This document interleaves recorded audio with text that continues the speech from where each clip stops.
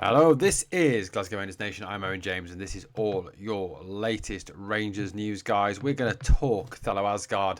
We're going to talk Kieran Dowell. We're going to talk all things Rangers. We've talked what Russell Martin had to say post 1-1 draw against Barnsley. So, let's talk a little bit about what actually went on yesterday. So we talked about this 1-1 game with Barnsley. I think we need to get some perspective on this, very much so, we need to get perspective.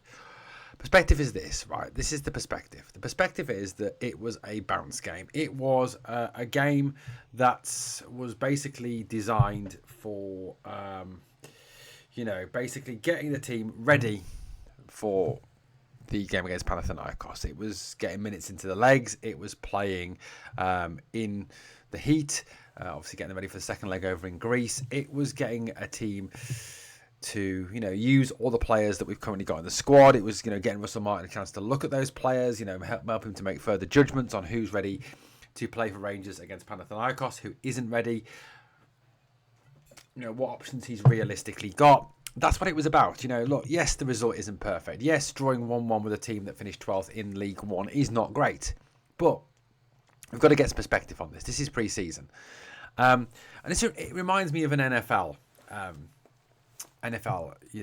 sort of analogy. They play 3 pre-season games over in the NFL, and you can often have teams that will win all 3 of their pre-season games, but then will go on to have a dreadful season. You can have teams that lose all 3 of their pre-season games and then go on to win the Super Bowl. This is what it is. It is what it is, guys. It is just here to basically get the team ready for the new season. It's to get minutes in the legs. It's to improve fitness. It's a bounce game. That's what it is. Let's get some perspective on this. And yes, look, realistically, that starting 11 is, basic. It is not the ideal starting 11.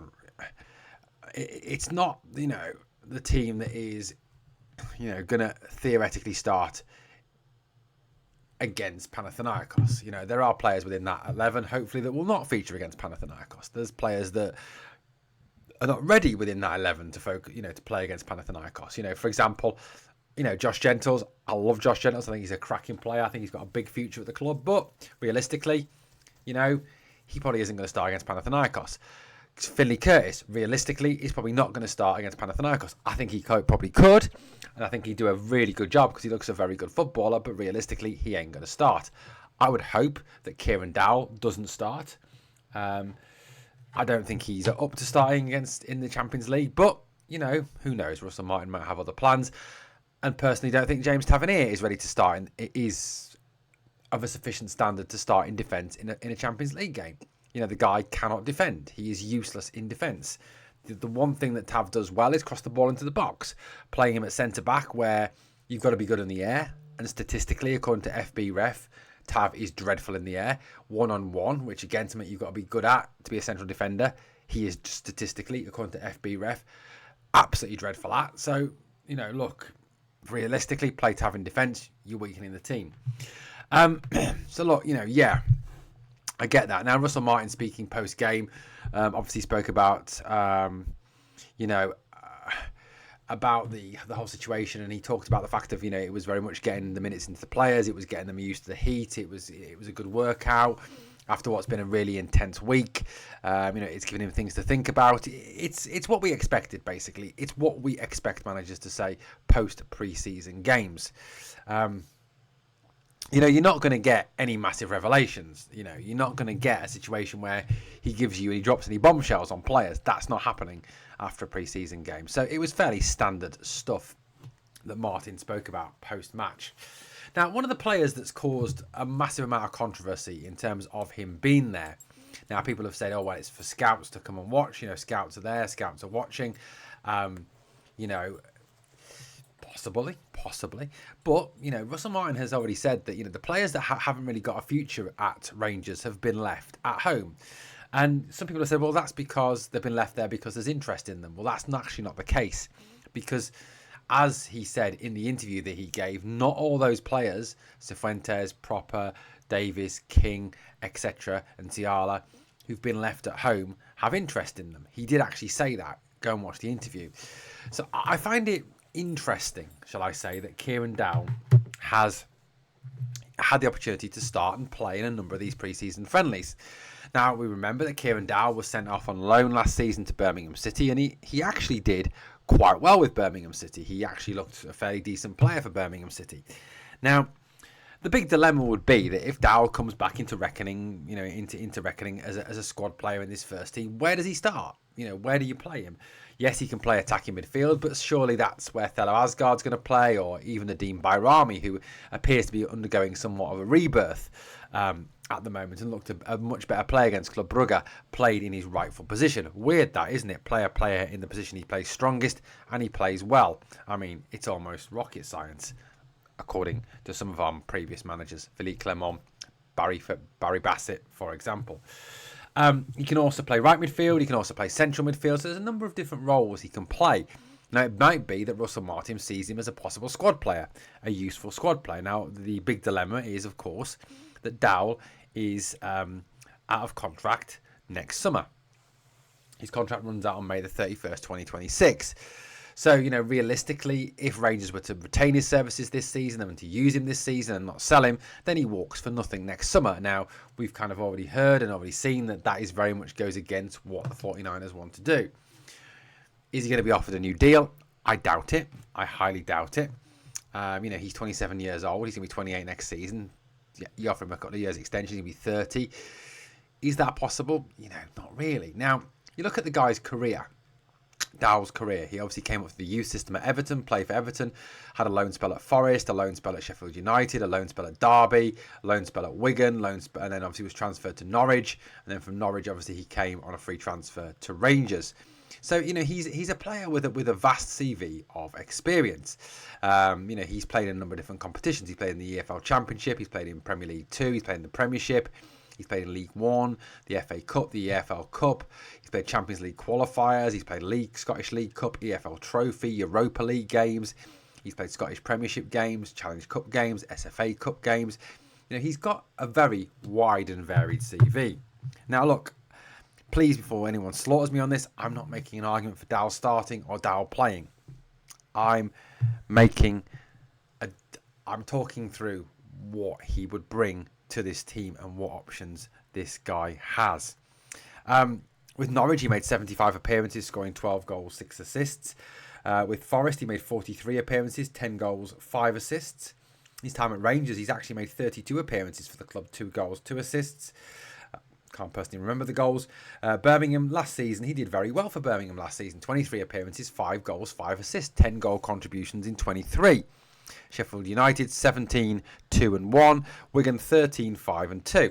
So, he's had a reasonable track record in the past. Now, like I said, I don't understand theoretically why Dowell is there. I don't. I genuinely don't. Because I kind of struggle to understand why Dowell is a football player or what sort of football player he is. I don't understand it. He doesn't seem to really have a position, and when he has played in different positions for Rangers, he's never really contributed. He kind of drifts through games, so to speak. But like I said, when he was at Birmingham last season, he actually looked a decent player. I've got mates who are Birmingham fans. They all said he looked quite good. I think there was a talk at one point that Birmingham did want to keep him, but that seems to have kind of died a death. So is it a fact that we're trying to keep him fit so we can sell him? That could be the possibility. Is it that Russell Martin genuinely sees him as part of his plans? Again, that could be a possibility. This is a guy who, look, has not had a good start to his Rangers career. 32 games, 2 goals, 2 assists, has not looked a player in any of those games. Has not looked a player at all. Has struggled. Struggled with the pressure, struggled with the pace, struggled with a lot of things. So, realistically, you look at it and you would worry about Dowell being part of the plans going forward. But, you still look at it and you kind of think, well, maybe Russell Martin does see a use for him. Maybe he is a Russell Martin type player. That's kind of, these are the things we've got to kind of consider with some of these players. And, whilst we're going to bring in, obviously, a lot of players, we've signed 7 so far. I think we could get up as many as 10 or 11 players coming in and players obviously going out. It may be that some of these players, even some of these players that we see as been expendable, are players we need to keep for squad players. And Dowell could well be one of those. But like I said, the contract dilemma is a big one. Personally, for me, I'd sell him because he's going to be out of contract.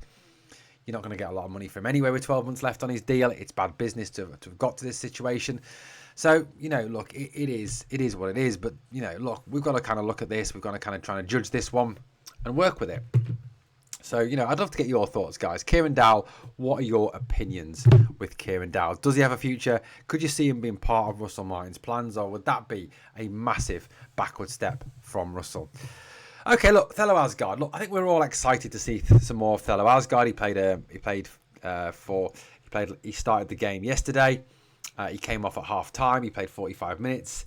I think that was fairly natural, obviously, given the fact he's a new signing, still settling in, still getting into the training process with the club. Now, when he joined Rangers, there was a big kind of hoo-ha over, the whole reason for him leaving Luton. Obviously, Luton had only signed him in January.